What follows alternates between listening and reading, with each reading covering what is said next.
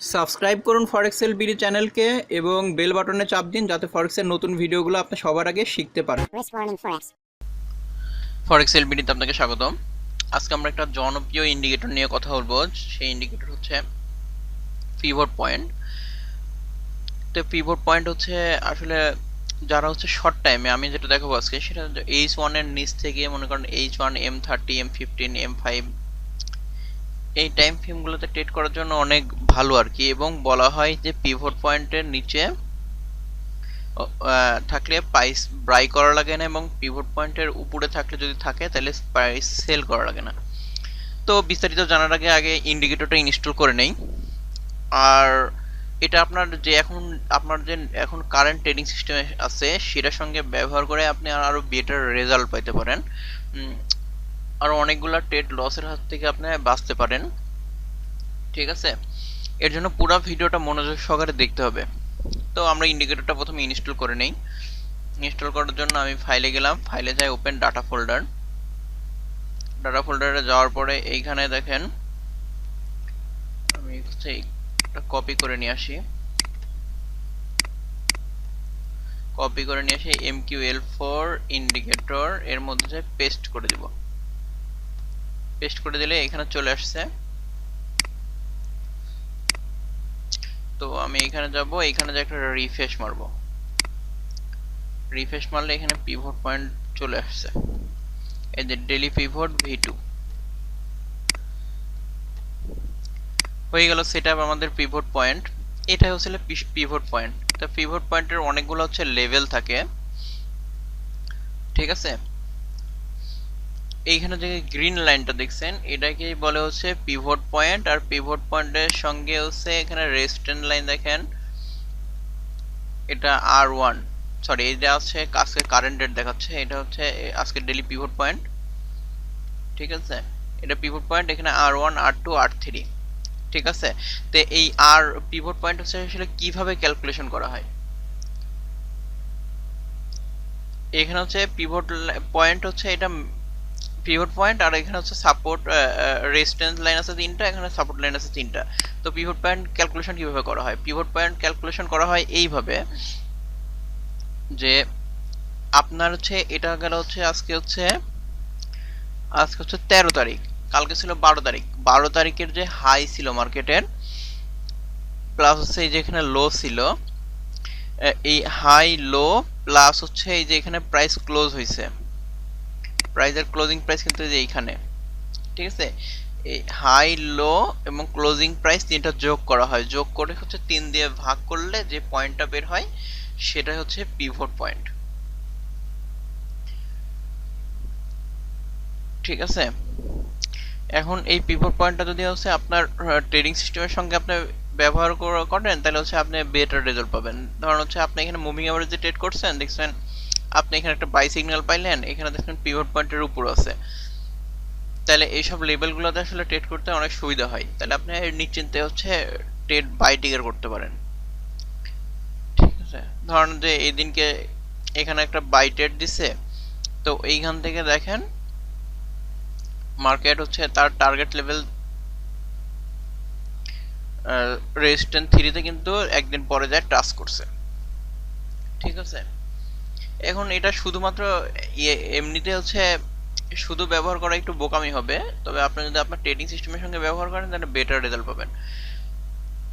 দেখেন গতকালকে হচ্ছে পিভট পয়েন্টের উপরে উঠে সে মার্কেট টিকে নাই, দেখেন সে কিন্তু আবার ফুল বডিতে সেল আসছিল পিভট পয়েন্টের এখানে এসে, কিন্তু হচ্ছে তার টার্গেট সাপোর্ট লেভেল 2 টাচ করছে। ঠিক আছে, তো এইভাবে আসলে পিভট পয়েন্ট হচ্ছে ব্যবহার করা হয়।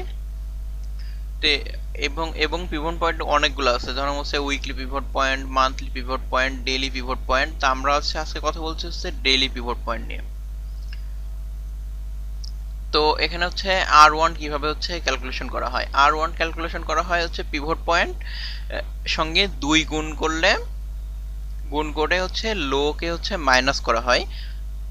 মানে হচ্ছে এটা হচ্ছে পিভট পয়েন্ট, পিভট পয়েন্টের যে প্রাইসটা এটার সঙ্গে হচ্ছে 2 দিয়ে গুণ করা হয়, এবং যে লো প্রাইস ওইটা মাইনাস করা হয়। মাইনাস করলে যেটা আসে সেটা হচ্ছে R1 এবং S1 6 সেম পিভট পয়েন্টের সঙ্গে 2 গুণ করে হাই মাইনাস করলে যে পয়েন্ট আসে সেটা হচ্ছে S1 পয়েন্ট।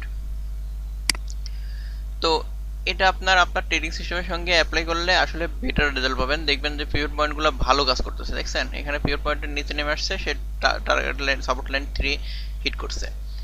এখন এটা আমি যে আইসি মুকোর সাথে আপনি আছে ব্যবহার করতে পারেন। ধরেন এটা আইসি মুকো পিভট পয়েন্ট ডেইলি, দেখছেন এখানে মার্কেট ক্লাউডের উপরে গেছে এবং পিভট পয়েন্টের উপরে চলে আসছে, প্রাইস কিন্তু ভালো মুভ করছে। আর এইখানে আপনি পিভট পয়েন্টের নিচে যে ইয়েগুলো পাচ্ছেন, পিভট পয়েন্টের নিচে চলে আসছে কিন্তু মার্কেট প্রাইস ক্লাউডের ইয়েতে উপরে, এটা কিন্তু এখানে রং সিগন্যাল প্রোভাইড করছে। ঠিক আছে, তার মানে কি এটা ভুল সিগন্যাল। এভাবে আপনি পিছনে আরো দেখতে পারেন।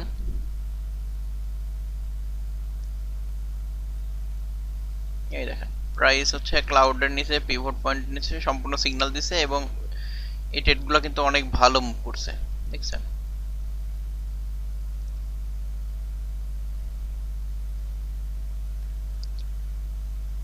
এই দেখেন প্রাইস আপ মোডে ছিল, পিভট পয়েন্টের এখানে টেস্ট করে আবার মার্কেট উঠে গেছে।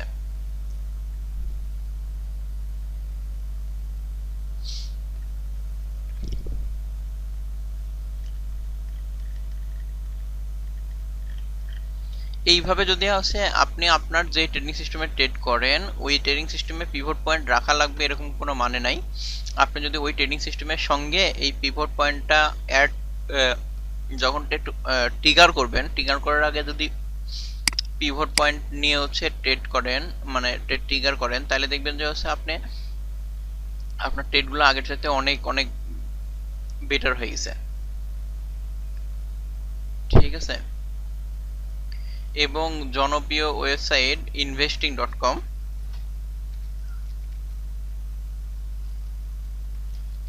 জনপ্রিয় ওয়েবসাইট investing.com ও কিন্তু পিভট পয়েন্ট প্রোভাইড করে, পিভট পয়েন্টের ভ্যালুগুলা। তাহলে আপনি বুঝতে পারছেন যে এটা কত গুরুত্বপূর্ণ। তো investing.com আমরা চলে যাই।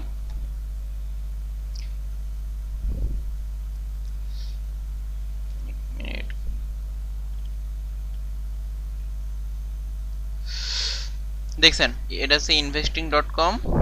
এখানে আমরা ফরেক্স এর মধ্যে আসি, দেখেন ইউএসডি এর পিভট পয়েন্ট এখানে দেওয়া আছে। এখানে আর ডেইলি সিলেক্ট করলে যে ডেইলি পিভট পয়েন্ট বের হয়ে গেল। তার মানে আপনারা বুঝতে পারছেন যে পিভট পয়েন্টের আসলে গুরুত্ব কতখানি। এর জন্য আপনি যখন ট্রেড টিকেট করেন এবং একটু পিভট পয়েন্টটা দেখে ট্রেড টিকেট করলে সব থেকে ভালো হয়। এবং এবং একটা কথা সবসময় বলা হয় এবং অনেক বড় বড় ভালো ভালো ট্রেডার বলছে যে পিভট পয়েন্টের উপরে কোনো সময় সেল করা লাগে না এবং পিভট পয়েন্টের নিচে কোনো সময় বাই করা লাগে না। ঠিক আছে, এটা যদি আপনি করেন তাহলে ভুল করবেন। তাই আপনি যে ট্রেডিং সিস্টেমে ট্রেড করেন না কেন একটু পিভট পয়েন্টটা চেক করে নিলে আপনি আর একটু বেটার রেজাল্ট পাবেন। আপনি এখানে দেখতেই পাচ্ছেন যে আইসি মুকোর সঙ্গে সে খুব ভালো কাজ করতেছে। ঠিক আছে, দেখেন এই আইসি এখানে একটা সিগন্যাল দিছে, এখানে কনজাংশন ফ্ল্যাট, তারপরে কিন্তু সে যখন পিভট পয়েন্টের উপরে না আসছে সে কিন্তু একটা ভালো একটা র্যালি করছে। এবং আপনি দেখেন সে যখন সাপোর্ট লাইন 3 টার্গেট দিছে সেটা কিন্তু সে অ্যাচিভ করছে।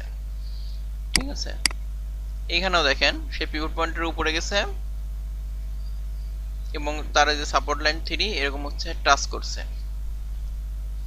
তো রোজার দিন আমি আর এত বিস্তারিত দেখালাম না, আপনারা একটু দেখে নিলেই ভালো হয়। কারণ পিভট পয়েন্ট অনেক ভালো অসাধারণ একটা ইন্ডিকেটর যেটা অনেক প্রফেশনাল ভালো ভালো ট্রেডাররা ব্যবহার করে। এবং এটা আপনাকে ড্র করা লাগবে না, এটা অটো ড্র হবে। আপনি চাইলে ওই investing.com থেকে আপনি এটা বের করে নিয়ে আনতে পারেন। মিনুয়ালি পয়েন্টগুলো দেখে নিলেন কিংবা এই ইন্ডিকেটরটা আপনি ব্যবহার করতে পারেন। তো আজকের ভিডিও এই পর্যন্তই। ভিডিও ভালো লাগলে লাইক কমেন্ট শেয়ার করতে ভুলবেন না। সবাই ভালো থাকবেন। আল্লাহ হাফেজ। সাবস্ক্রাইব করুন ফরেক্সেল বিডি চ্যানেলকে এবং বেল বাটনে চাপ দিন যাতে ফরেক্সের নতুন ভিডিওগুলো আপনি সবার আগে শিখতে পারেন। Risk warning forex.